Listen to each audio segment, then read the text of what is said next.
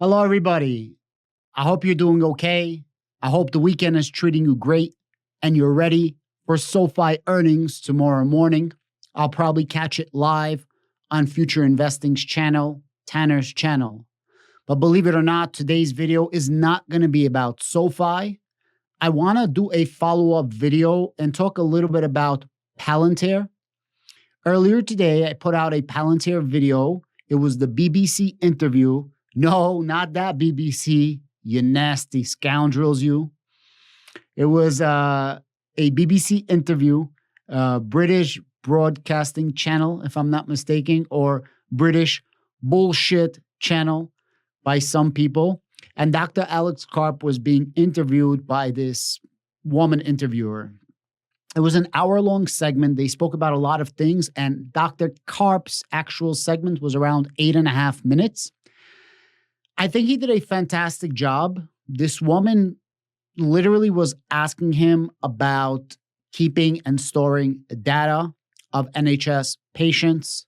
She was talking about how Palantir is a spy company. She was literally asking questions, but not even giving Alex Karp a chance to speak. She started super aggressive, and towards the end of the interview, she got carped, and she had to listen. Now, I can play you this interview if you'd like. I don't even know what to do. I do have it recorded earlier.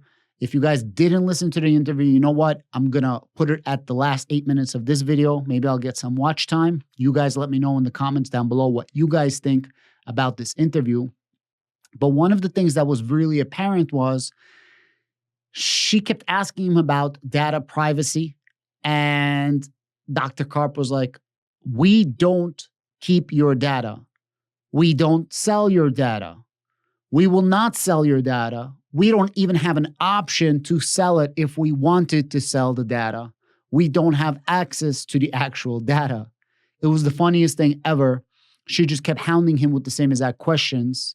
And she says that in the past we had, and he's like, that's right, because in the past you did not work with Palantir. And in the past, those companies were selling data to the highest bidders. But Palantir is not in the data selling business, nor can we even be in the data selling business. She went on to ask him, what do you think about, I think she said 48% of the people in the NHS, like the patients, says that they would opt out of data sharing.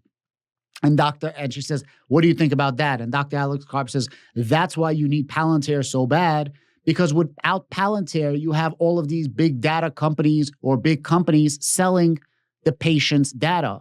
Unlike our company, Palantir, we don't sell the data, and the patients of the NHS need a better option. They need better healthcare. They need shorter lines. The staff needs to be not so overworked. The staff needs to be more relaxed, less stressed, and a better option is out there, and that better option is Palantir.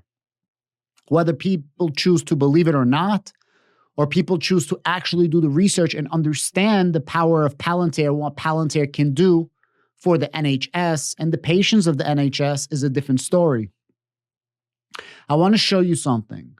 This is a statement, a letter that was supported by 16 physicians, 16 doctors in the NHS. They all support a federated data platform in one way, shape, form, or another. And then there's going to be specific use cases where this federated data platform or this new IT system actually does what it's supposed to do. Now, in all cases that I'm going to show you right now, they're talking about the pilot programs run on Palantir Foundry.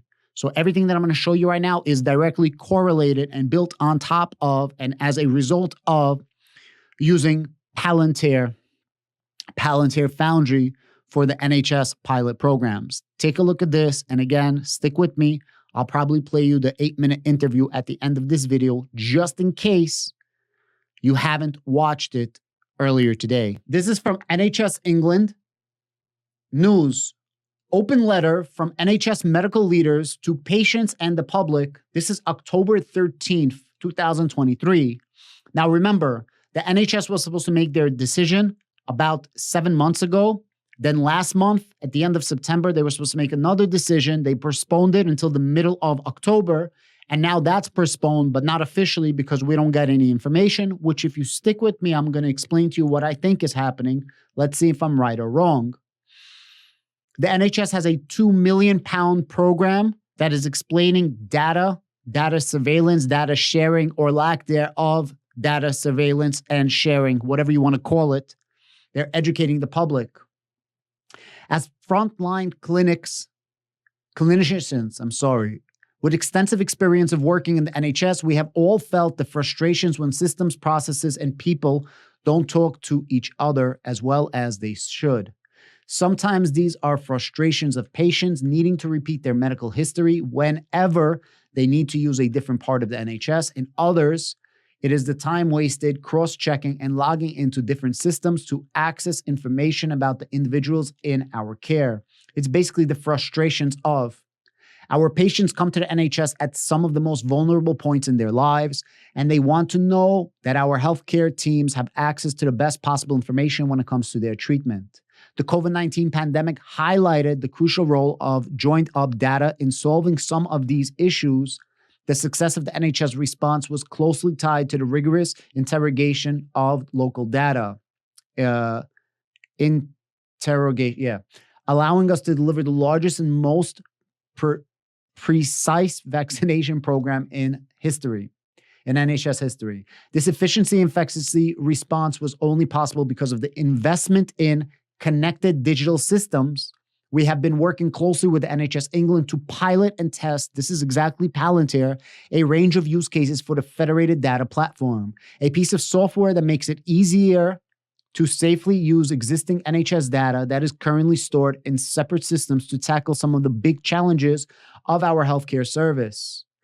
This new tool allows us to better manage the data we currently hold in trusts and regions and apply the lessons learned from the vaccination campaign to deliver faster, more informed patient care, help drive elective recovery, and contribute to long-term challenges like population health management. Guys, it's very important to understand one thing. In the interview, which I'm going to play at the end of this, or maybe I'll just link the video at the end, the interviewer says, you were, what the hell she said? COVID-19 prospering. There, she used the term, you'll hear it. And basically says, well, you basically signed up the NHS for a £1 contract, and then you expanded to currently almost $100 million equivalent was paid to Palantir. And Dr. Karp says, yo, I traveled the entire world. If I tell you that I have the best product out there, give me $10 million, what would you say? You would say no. But if I say that I have the best possible product out there, I'm going to let you use it for free just to prove how good it is, you're going to say yes. He says, I do this in private sector. I do this with many governments, including the United States. Why would I not? What's wrong with doing that with the NHS? They literally did the same thing with the NIH in the United States. Again, this interviewer was absolutely disgusting. And she tried to out-carp carp, but she got carp. And once you go carp, you'll never go dark. No, not that BBC, you nasty scoundrels. As part of this testing, we have looked at how we collect information on hospitals' bed availability so that we can better manage pressures in urgent and emergency care, how we drill down into the information about those on our waiting list so that we optimize surgical theater use and outpatient clinics, and how we better manage the availability of medical supplies. Pilot sites across the country have seen waiting times for planned care fall. Discharge delays go down and diagnosed treatment speed up. For example, since introducing the system in North Tees and Hartlepool Trust, we have reduced long-term stays by 36% despite increase of demand. Okay. We recognize some people may have reservations about FDP. Okay. We encourage an open conversation. You guys can read this on your own. Our endorsement of the FDP is based on our extensive experience and involvement in the pilot initiatives. The problem is a lot of people didn't use this and have no idea about what Palantir can do. In our experience, the FDP has the potential to redefine healthcare delivery. Redefine healthcare delivery, by optimizing efficiency, empowering clinicians and patients, and enhancing data security. Embracing this innovation will allow us to embark in a new era of elevated, I want to stress elevated patient care, where data becomes a cornerstone of informed medical decisions. Because right now you are in the freaking Stone Age, losing a pen and paper. And this is the list of the signatures. These are the 16 people, okay? These are the 16 doctors. Now, there is another list, okay, which I won't bore you with. And the other list literally goes over all of the different things that Palantir does, like reducing wait times by nearly a third, and by decreasing wait times in patients' ability to see terminally ill patients to see a doctor for cancer treatment, okay? So I guess as an oncologist, not to be mistaken for ontology. I think I got that right. Guys, Palantir is a monster, and the sooner people get to test out Palantir and actually see it in action, the better. We're playing with people's lives, but Palantir ain't playing. They ain't about the talking. They about the walking. It's time to put up or shut up.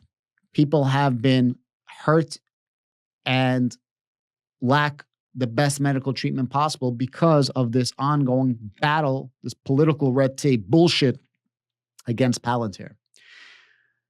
I won't play you the interview. However, I'm going to link it at the end of this video. If you guys want to check that out, actually just click on this link right here. And if you ask me at earnings, which I believe is Thursday, Palantir is going to announce that they won the NHS contract. That's my personal opinion. Thank you very much. Let me know down below what you guys think. Have a great evening.